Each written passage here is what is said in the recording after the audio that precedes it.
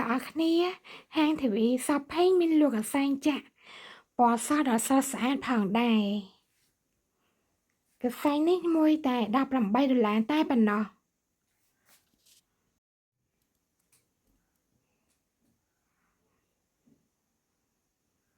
សែងចាក់ពណ៌សមានអឺ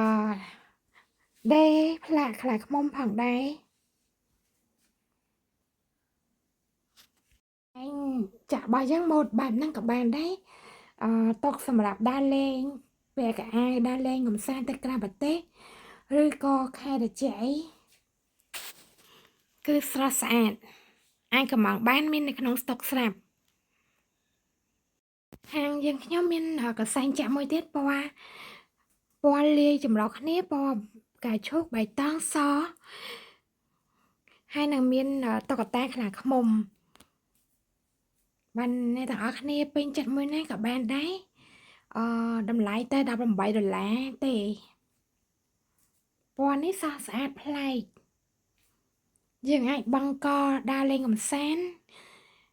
ទៅកម្មវិធីឡើងព្រៃភ្នំទៅក្រៅប្រទេសក៏បាន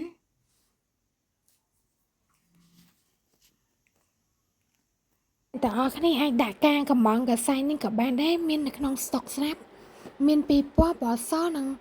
ពណ៌ចម្រុះពណ៌ផ្កាឈូកលាយពណ៌បៃតងមានតែពីរហ្នឹងទេដាក់ការកំងបានបាយបាយអរគុណ